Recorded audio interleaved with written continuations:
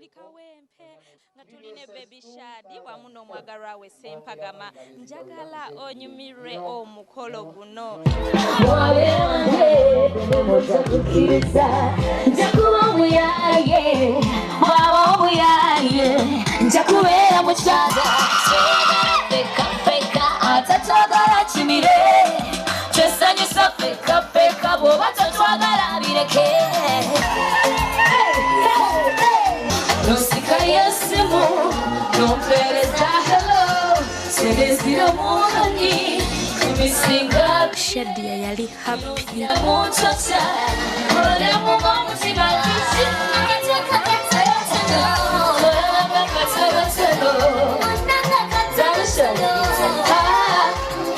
akokeka kokoni shadi weyagale njagala timobondese gatonina nyejustice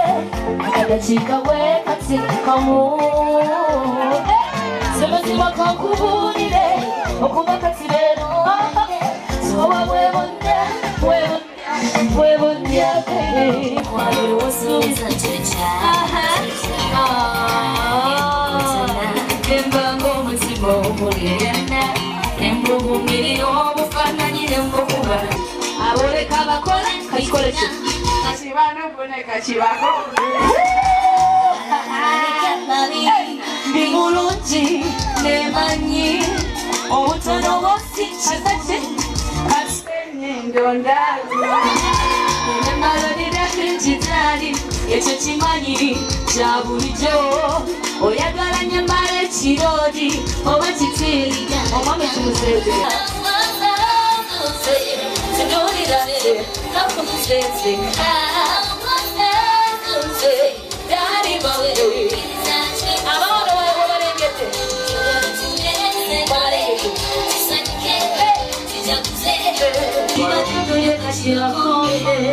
webale nnyo lema okuhanalinga muganda wo webale nnyo naawe nkusabira nnyo nnyo insha Allah kumuko wangi omu ku bakama ba Shadia abakulya Bukedde TV Hajati Hadija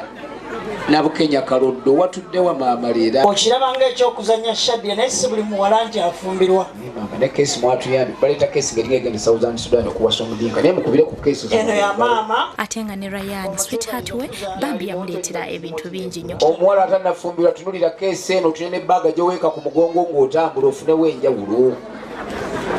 omwana weeka ekisawo ku mugongo ng'alinga ow'amajje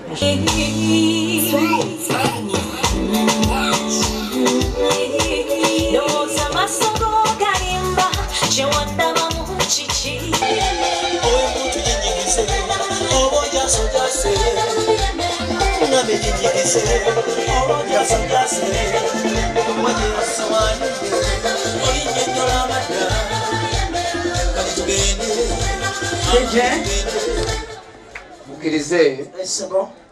Ssaabasajja alina amusitudde tafukamira bw'ofukamira kiba kiza naye omukoze ki omufukamiza kati gwe muvubuka oli wa mukisa Ssaabasajja yaka erinnya lya taatawo kikuume nnyo waakiri bw'otolibaako wassaza ly'ekyaggwe waakiri obeere ow'ekyalo ow'omuluka alikuwa amufunyemu kubanga omwana Shadia gwanazaala chansi ziri 99 ku 10 okubeera owaki sekiboobo taata obuganda mbwagala nga ssavu bwenkoomera taata mukwase omulamuzi yasookedde galaba kuliko olwakebera siiru abange mukuba engalo siiru bagikiriza akati kirabo bakwase ne maama aboolugave mulabe maama n'abagega lwabagala buli lwabalabako amwenya ona bwamwenyeza ne leero kale waayo satifikeeti ya taata sebo taata ensalo za Buganda twazirese bampera olimba nga baddayo wulira essanyu akutteko mu bugalo nga bulijjo ekkabadde eyo etterekero ya maama najaluna mukika abaana bali be bakulonze sifi temutudde kale tulina kitaffe omulala taata Muhammad Ali Semakula awangalira nnyo Mombasa kadi yayo nete alina ebintu bibiri okulaba nti taata tabaddewo okulaba bintu bino yeguma abako tukula kwekola ki n'ennyama eno kakati nja kusaba kwata kuno element eno gye bomukwasa muzireke kasa ziri mu kikomera kadi ya pikipiki agimuwadde n'ebisumuluzo tumukubireko mu ngalo bannange agamba muze tandike kulemerayo ngoganta yakubula ekomawo nakati katende yangu omukuumeko wali mbeera senyangu gimukwase ate bwomaliriza okkirire ne wataata Muhammad Ali yagikuwadde era n'akugamba nti omuko omukulu mu lujja yaba n'obuyinza obuwa ku banne enkoko oba okkodowala n'azirya yekka kati situla ebisero biri bimukwase muko embaga yaffe teri wala nnyo na bino byoba oyambala ku mbaga yaffe mukwase akebedde ne ku akawunti yo ng'essente kweziri naye zinaatera okuggwako ono bw'omukubira essimu bagamba nti halo omwani muwammane mukwase etyo ssebo taata tubadde tusaba wayogedde kampuni ya New Vision ayimiridde omu ekirabo wali situdde mugaliba nebanyage batwalire ogwa Steve n'ogwaziwa tuli Kawempe mukwano nyongera okwebaza webale kufisa kadde webale kutwagala n'ogamba nti TV ziri nnyingi nnyo eziraga emikolo naye n'ogamba nti ojja kubeera nga kubukedde obudde bwonna mugole okyusizza kadi yolaze ssente sente ozinoonya zikunyumira nno munnange naye nkyazinoonya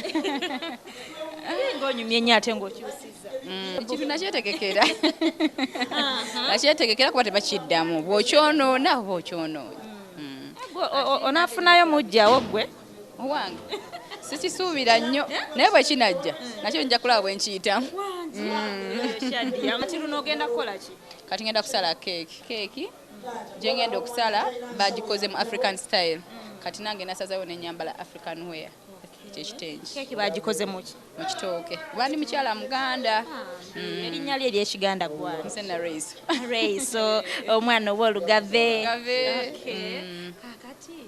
nga tumaliriza saagala kwogeza nnyo makeup kuggwako njagala otubulire baby Shadi temulabanga baby naye Shadi oli mulungi tubulire obugambo obusembayo baana abawala nga batannafumbirwa ebintu bino byangu omusajja kasita omulaga tinaawe oli worth that ate abakyala ffe tupapa abasajja ne batasitola tuvaluinga naye buli woofuna omusajja akwagala lazima agendera ku tamuzizo ate omurespectinga wakola okumulaga nti ddala gw'oyagala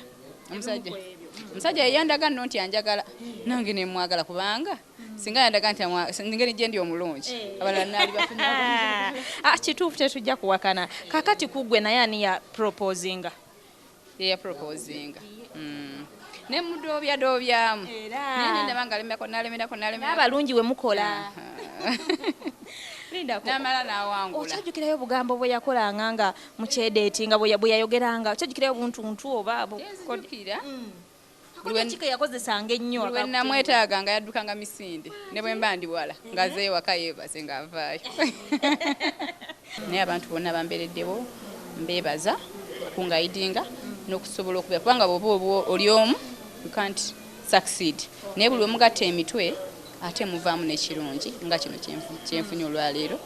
naye okusingira ddala nebaza omwami wange omulungi kuba atuukiriza kyeyasuubiza najja mu bakadde si kyangu naye azze mwebaza olw'ekyo ate ne mulaga nti engeri gyazze nze ebintu akimanye mbisobola kati musuubiza ekisembayo kyemusuubiza kubeera nga bwe mbadde nti nja sigala mwagala ate nja kusigala mulabirira ne famire na buli omu yangambye agenda kukuba mbaga obadde okimanyiko sinakimanya naye era omukazi omulungi bukimuba kimukolera